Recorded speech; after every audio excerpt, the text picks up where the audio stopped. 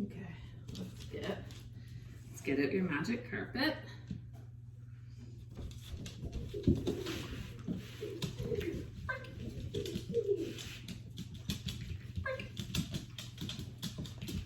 Good. Good.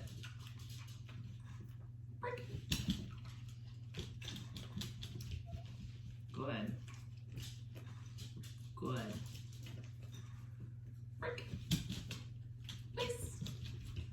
Good. So now that I'm pretty sure, good, I can get the behavior, I'm just going to start naming it. Nice. Good. But notice I'm naming it as he's going on. Good. So I'm not at the point yet, good, where I can name it and just expect it. Nice. Good. Good.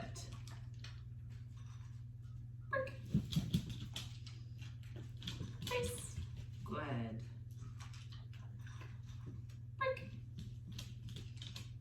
Nice. Good. So I'm gonna do a little bit of lowering. Good. On my break here. Nice. Good. So you can see the tail goes away. Good. When I lure. And that's because to him, that's a lot of social pressure. Good.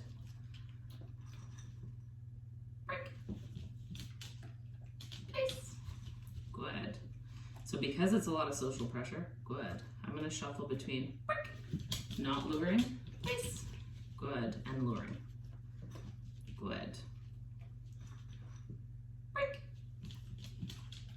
Nice. Good. Good. Oops. Good. That's my fault. Nice. Good. Good.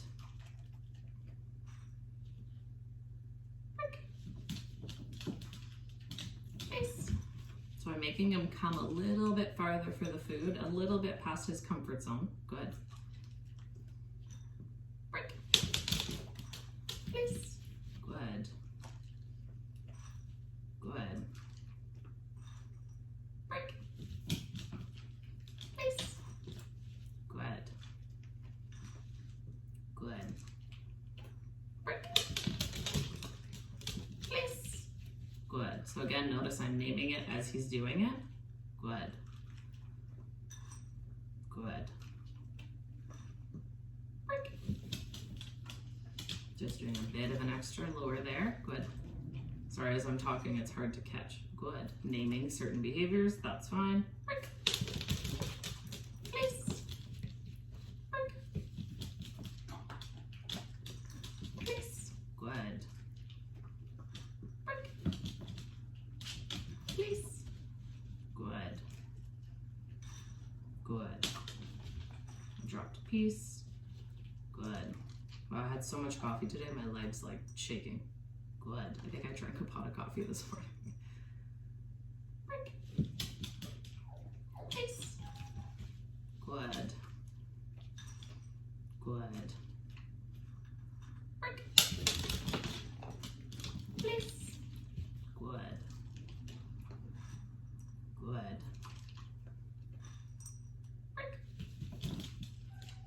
Nice. Good. So it's important when I'm doing stuff like this, good, with my lure I mean, that I'm making sure that he's done eating before I pull my hand away. Because what will happen is, if during my lure, he's not done and I pull away, that can create conflict. So conflict doesn't always have to be pressure coming on the dog. That conflict can come from me removing my hand when he's not done eating. Nice. Good. And the reason I'm saying that is because I'm doing little handfuls because his kibble's really small. Nice. Good. And it's also, I'm very aware that when I'm saying break to my right, there's a pen and a couch in between. So as he goes in there, he could feel stuck. Nice. And when you have a resource garter of space, items, people, good.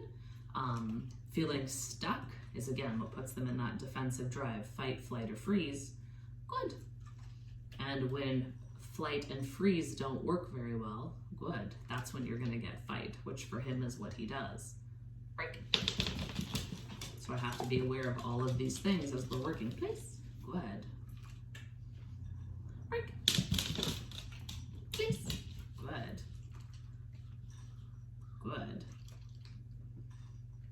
Break.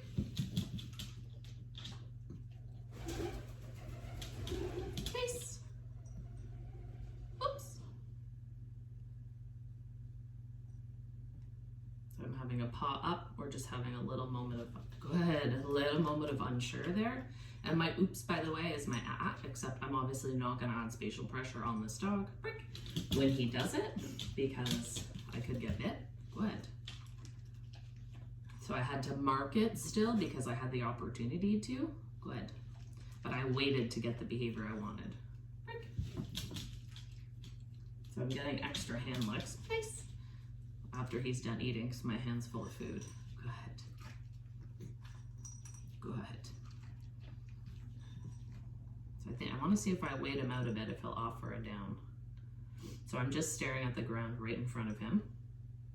And again, I'm randomly moving the kibble as a precursor to a reward coming. So trying to build some anticipation. I'm not gonna wait too long because we're still at the learning phase of all this stuff. So I'm actually just gonna feed that because he shuffled his little legs. Good. So he tried something. It might have not been the down, but he tried something. He's like, what if I move my little legs? I'm like, yeah, buddy, I see you move your little legs. Nice try. Nice.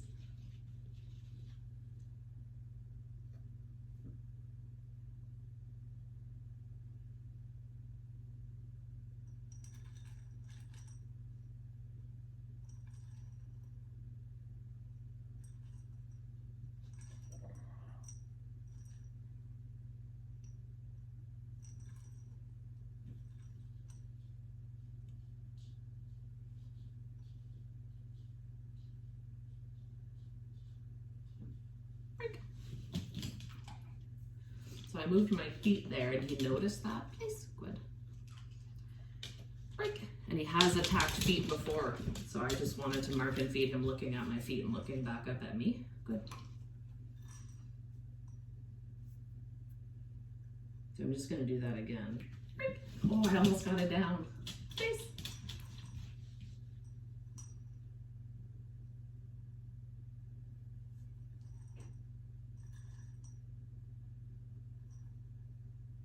So he's on his hip right now.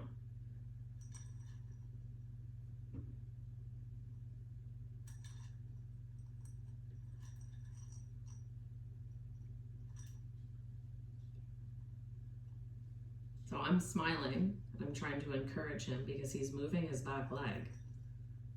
So me smiling is a reinforcer.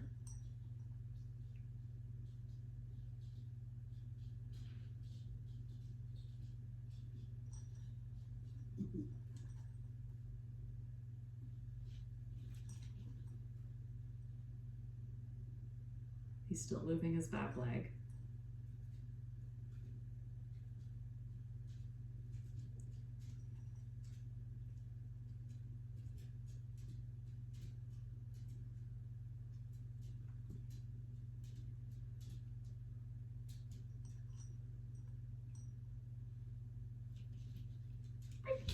Just gonna reward his front legs moving again.